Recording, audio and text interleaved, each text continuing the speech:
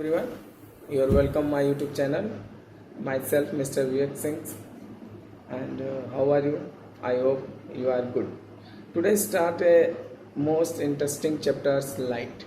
And the previous lecture I discussed about motions, but today start a new topic, new chapter light. Today cover the topic what is light and second is the nature of light. तो totally आज हम focus करेंगे nature of light पर focus करेंगे। आज light क्या है ये हम बाद में डिफाइन करेंगे, लेकिन आपको जनरली एक डिफाइन कर सकते हैं, डिफाइन कर दिया जा सकता है कि लाइट होता क्या है। देखिए लाइट क्या होता है। Light is a form of energy. Light is A electromagnetic waves. With the help of light energy I can see the beautiful world. Without light energy I cannot see any object. With the help of light energy I can see the object. This is the general definition of light, but today main discuss what is the nature of light. इसलिए discuss करेंगे क्योंकि light एक nature नहीं show करता है। Light shows the dual nature. First is the wave nature and second is the particles nature. Light को बहुत सारे फिजिसिस्ट ने, बहुत सारे साइंटिस्ट ने अपने व्यू से देखा और अपने व्यू से उसे डेरिवाइव किया, अपने व्यू से एक्सपेरिमेंट किया और अपने व्यू से उसको डिफाइन किया. कुछ साइंटिस्टों ने कहा कि लाइट वेव नेचर शो करता है, कुछ साइंटिस्ट हैं उन्होंने बताया कि ये पार्टिकल्स नेचर शो करता है. कुछ को वेरीफाई कर दिया गया, कुछ को वेरीफाई नहीं किया गया. तो देखिए एक एक साइंटिस्ट आपको डिस्कस कर दिया गया बोर्ड पे, एक एक साइंटिस्ट ने क्या क्या किया था. तो सबसे पहले लाइट को न्यूटन ने डिफाइन किया था. न्यूटन ने ये बताया था कि light is a form of energy. Light is a stream of particles. This is called the corpus. This elementary particle is called the photon. Newton ने बताया कि लाइट क्या है, stream of particle, collection of particle. जो light energy आ रही है वो पार्टिकल्स फॉर्म में आ रही है. उस पार्टिकल को उन्होंने कॉर्पस कहा और जो थ्योरी दिया उसको कॉर्पस थ्योरी कहा गया. उस कॉर्पस थ्योरी के हेल्प से न्यूटन ने दो फिनोमिनास को डिफाइन किया. फर्स्ट डिफाइन किया रिफ्लेक्शन एंड सेकंड डिफाइन किया रिफ्रैक्शन के फिनोमिना को डिफाइन किया. उसके बाद न्यूटन के बाद आए हाइगेंस. हाइगेंस आए, उन्होंने बताया कि light shows the wave nature. Huygens, next comes Huygens. Huygens derive light shows the wave nature but not accepted. Next Thomas Young's. Thomas Young's आए तो उन्होंने हाइगेंस के बातों को क्या किया, एक्सपेरिमेंटली प्रूफ किया. हाइगेंस ने बस बताया था कि light shows the wave nature, but उसको एक्सेप्ट नहीं किया गया. तो उसके बाद आए थॉमस यंग्स. थॉमस यंग्स ने आए, उनको एक्सपेरिमेंट के व्यू से क्या किया, प्रूफ किया.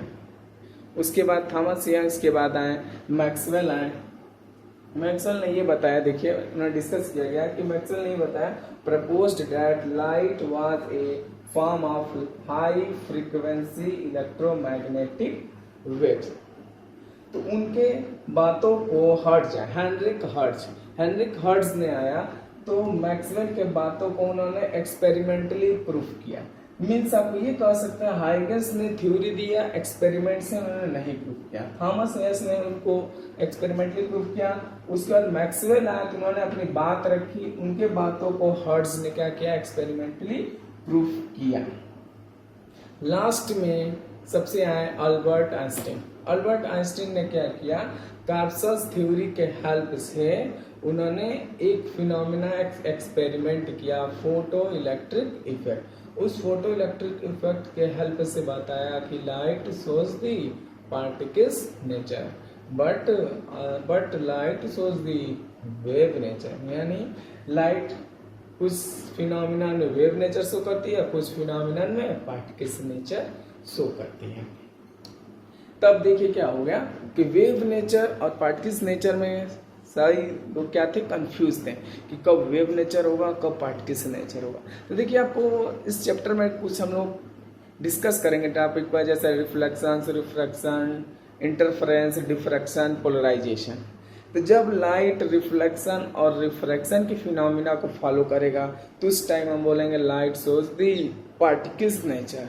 और जब हम follow the rule of diffraction, interference and polarization, so this time says that light is a wave nature. तो wave nature not follow the rule of particles nature and particles nature not follow the rule of wave nature. तब ये depend करता है condition पे, कुछ time condition क्या है। अब कंडीशन पे डिपेंड करता है, कुछ कंडीशन में वेव नेचर और कुछ कंडीशन में पार्टिकल्स नेचर। यानी light shows firstly light shows the dual nature, wave nature and particles nature. इस लाइट को देखिए एक वेवलेंथ के टर्म्स में डिफाइन किया गया है। देखिए सबसे नीचे लाइन में लिखा गया है, वेवलेंथ के टर्म्स में डिफाइन किया गया है। देखिए सबसे पहले आपको वेव्स के बारे में बताया गया था, तो आप नाम सुनेंगे radio waves, microwave, infrared, visible light, ultraviolet rays, X rays, gamma rays. ये सब वेव के अकॉर्डिंग क्या क्या सेटअप किया गया। ये सब इलेक्ट्रोमैग्नेटिक वेव्स हैं। Radio waves, microwaves, infrared, visible light, ultraviolet, X-rays, gamma. This is the electromagnetic waves. This is the sequence of wavelength. देखिए radio waves, microwaves, infrared, this is the not light. Ultraviolet, X-rays, gamma, this is not light. इन्हें हम देख नहीं सकते। Radio waves, microwaves, infrared को हम देख नहीं सकते। अल्ट्रावायलेट, एक्सरेज, गामा रेज को हम नहीं देख सकते। सिर्फ और सिर्फ हम देख सकते हैं तो विजिबल लाइट को ही देख सकते हैं। यानी जो 4000 एंगस्ट्रॉन से लेकर 7400 एंगस्ट्रॉन के बीच लाई करते हैं। यानी विजिबल लाइट के बीच का जो वेवलेंथ है 4000 एंगस्ट्रॉन से लेकर 7400 एंगस्ट्रॉन के बीच, यानी जो एनर्जी इतने एंगस्ट्रॉन के बीच लाई करेगी उन्हीं को हम सिर्फ देख सकते हैं। और विजिबल लाइट को बोला गया दिस इज लाइट। यानी लाइट एनर्जी का जब वेवलेंथ इतने रेंज में बिलोंग करेगा तभी हम विजिबल लाइट आएगा, तभी हम देख सकते हैं और उसी को हम बोलेंगे लाइट। और विजिबल लाइट आप जानते हैं VIBGYOR, violet, indigo, blue, green, yellow, orange, red आप जानते हैं विबग्योर के बारे में। This is the light.